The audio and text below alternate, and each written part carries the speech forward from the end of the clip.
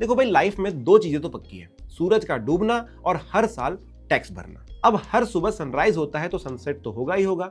उसी तरह आपकी भी इनकम एक थ्रेशोल्ड के ऊपर है तो आपको टैक्स भरना ही पड़ेगा। टैक्स प्लानिंग का मतलब होता है अपनी फाइनेंशियल सिचुएशन को एनालाइज करना ताकि अपनी टैक्स लायबिलिटी को लीगली और एफिशिएंटली मिनिमाइज कर सके। ELSS funds for tax planning, ELSS और इक्विटी लिंक्ड सेविंग स्कीम्स, ये एक प्रकार का म्यूचुअल फंड है जो प्राइमरीली इक्विटीज में इन्वेस्ट करता है। Reason 1, tax benefit. पहला रीजन तो ऑब्वियस है, इससे आपको टैक्स बेनिफिट मिलता है। आप एक फाइनेंशियल ईयर में 1.5 लाख रुपए तक का इन्वेस्टमेंट करके सेक्शन 80C के तहत अपनी टैक्सेबल इनकम को कम कर सकते हैं। Reason 2, market linked returns. ELSS fund primarily equity में इन्वेस्ट करता है जो कि लॉन्ग टर्म में रिलेटिवली बेटर रिजल्ट का पोटेंशियल रखता है।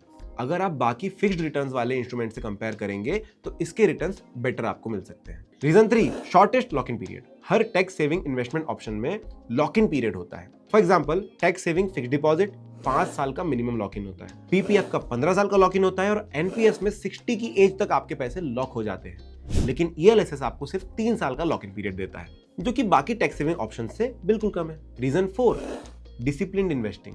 मैंडेटरी लॉक इन आपके इन्वेस्टमेंट में फाइनेंशियल डिसिप्लिन लाता है और ये इंश्योर करता है कि आप अपने लॉन्ग टर्म गोल के प्रति कमिटेड रहें। कैसे? एक वीडियो में हमने डिटेल में समझाया है, उसकी लिंक मैं डिस्क्रिप्शन में डाल रहा हूं, वहां से आप देख लीजिए। म्यूचुअल फंड निवेश बाजार के जोखिमों के अधीन है। योजना से जुड़े सभी दस्तावेजों को ध्यान से पढ़ें।